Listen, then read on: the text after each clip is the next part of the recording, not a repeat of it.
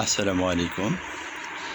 আজকে আমরা চতুর্থ শ্রেণীর গণিত অধ্যায় 10 পরিমাপ পৃষ্ঠা নাম্বার 132 তিনটি সমস্যার সমাধান করব। এটা আমরা এখানে করে দেখাবো একটা একটু করে। একটি আয়তাকার ফুটবল মাঠের দৈর্ঘ্য 100 মিটার এবং প্রস্থ 70 মিটার। মাঠের ক্ষেত্রফল কত এটা আমাদেরকে বের করে দেখাতে হবে। তো এই 3 নম্বর অঙ্কটার সমাধান আমরা এখানে করে দেখানোর চেষ্টা করব। প্রথমে আমরা দেখব এখানে আমাদের 3 নম্বর অঙ্কটা ছিল আয়তাকার ফুটবল মাঠের দৈর্ঘ্য 100 মিটার এবং প্রস্থ 70 মিটার। দৈর্ঘ্য 100 মিটার এবং প্রস্থ 70 মিটার এটা আমরা লিখে নিব। এখানে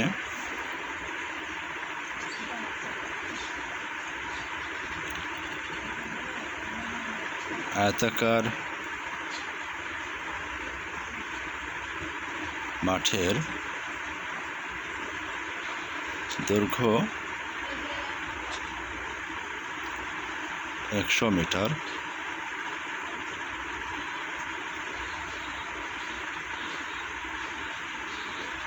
এবং প্রস্থ সমান 70 মিটার, এটা আমরা লিখে নিলাম। আমাদের প্রশ্নে চেয়েছিল যে আয়তাকার মাঠের ক্ষেত্রফল কত। আয়তাকার মাঠের ক্ষেত্রফল এই ক্ষেত্রফলটা আমাদের কাছে জানতে চেয়েছে। তো এই জন্য আমরা জানি দিয়ে সূত্র লিখব আমরা, যে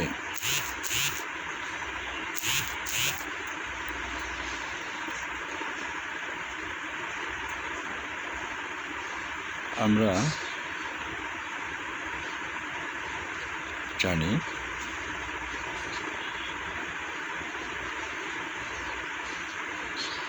আয়তাকার মাঠের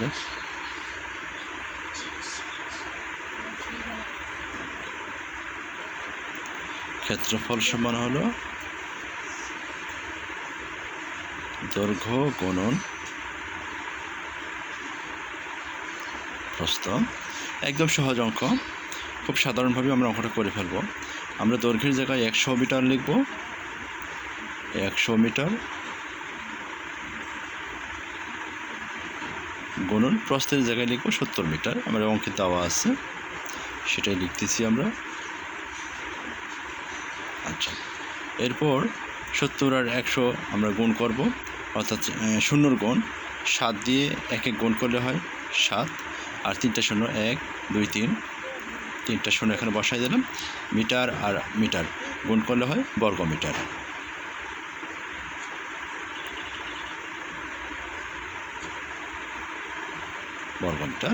তাহলে আমাদের উত্তর হলো 7000 বর্গমিটার।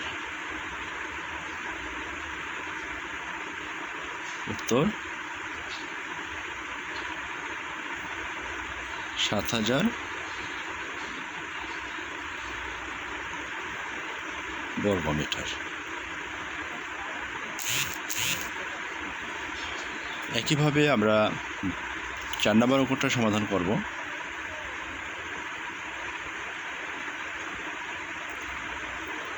4 নম্বরটা প্রশ্নটা আমরা একটু দেখে নেই। 4 নম্বর প্রশ্নটা ছিল 2 কিলোমিটার পূর্ব পশ্চিম এবং 3 কিলোমিটার উত্তর দক্ষিণ বরাবর প্রশস্ত আয়তাকার জমির ক্ষেত্রফল নির্ণয় করো।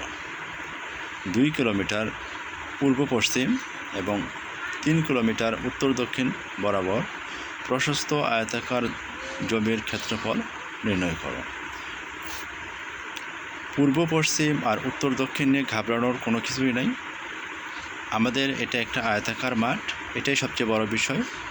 এখানে 2 কিলোমিটার আর 3 কিলোমিটার, তার মানে আমরা সহজেই বুঝতে পারতেছি প্রস্থ 2 কিলোমিটার এবং দৈর্ঘ্য 3 কিলোমিটার।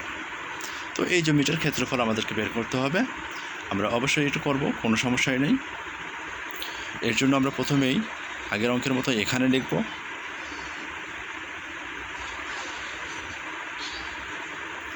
লিখব। অনুরূপভাবে আয়তাকার জমির দৈর্ঘ্য লিখব।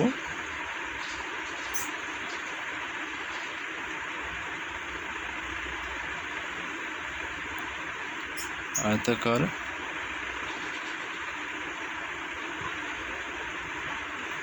জমির দৈর্ঘ্য সমান হলো 3 কিলোমিটার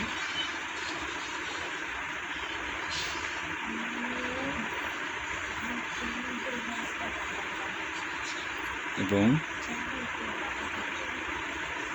প্রস্থ সমান 2 কিলোমিটার। তাহলে এই জমিটার আমাদের ক্ষেত্রফল বের করতে হবে। অতএব আগের মতো লিখব। অতএব আমরা জানি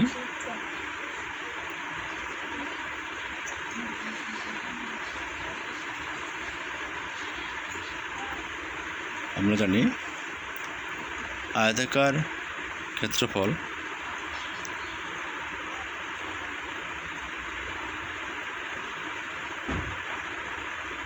আয়তাকার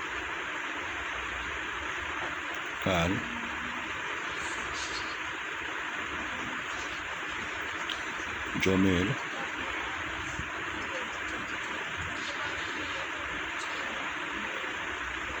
ক্ষেত্রফল সমান দৈর্ঘ্য গুণন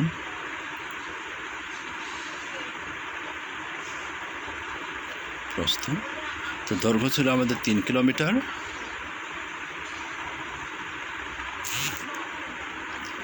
আর প্রস্থ ছিল 2 কিলোমিটার।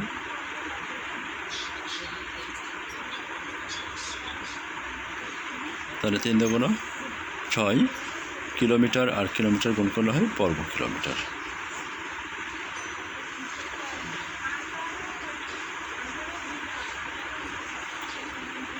এটাই আমাদের আয়তাকার জমির ক্ষেত্রফল হতে পারে। উত্তর লিখে দেবো এখন।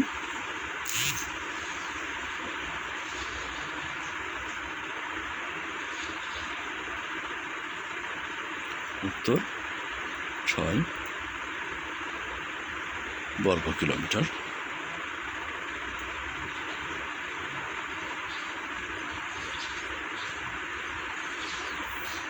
বর্গ কিলোমিটার। আচ্ছা, ঠিক আছে। এই পৃষ্ঠাতে আরও একটা সমস্যা আছে। সেটা হলো একটি বর্গাকার জমির একটি বাহু 10 কিলোমিটার, জমিটির ক্ষেত্রফল নির্ণয় করো।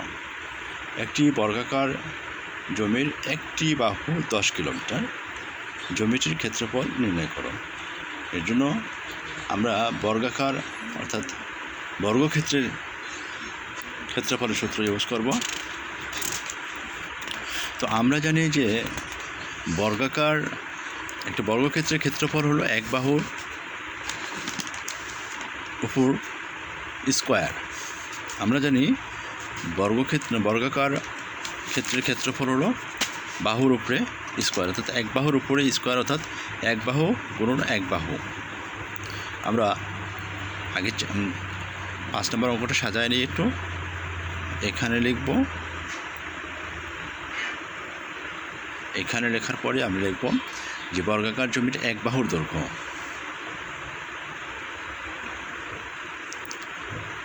বর্গাকার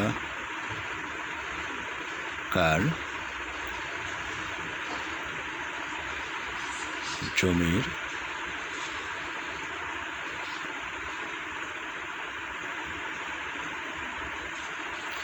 এক বাহুর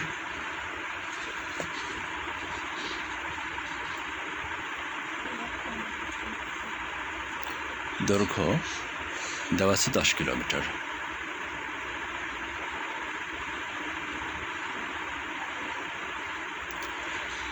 তো এখানে বর্গাকার জমির এক বাহুর দৈর্ঘ্য হলো 10 কিলোমিটার। এটা আমরা লিখলাম। এখন আমরা জানি লিখব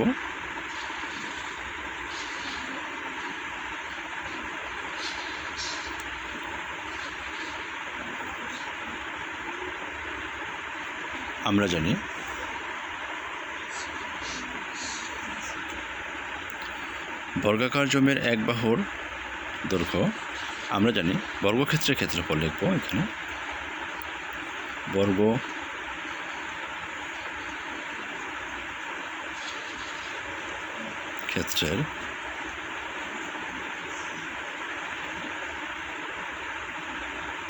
ক্ষেত্রফল সমান এক বাহুর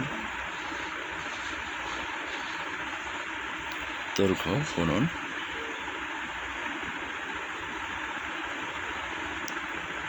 এক বাহুর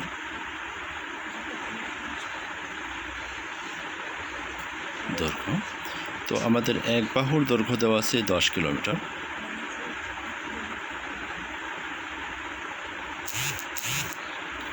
গুণন 10 কিলোমিটার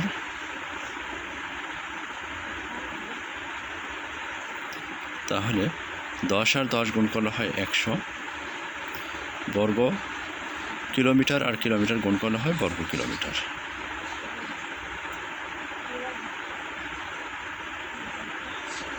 আমরা কিন্তু খেয়াল রাখবো ক্ষেত্রফলের একক সবসময় বর্গ একক হয়, ক্ষেত্রফলের এককটা সবসময় বর্গ একক হয়, এটা আমরা খেয়াল রাখবো। অতএব উত্তর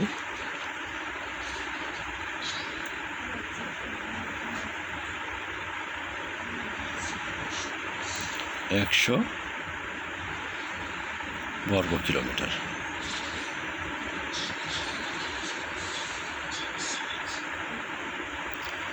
ঠিক আছে, এর পরবর্তীতে অন্য কোনো অঙ্ক নিয়ে আপনাদের সামনে আবার উপস্থিত হব।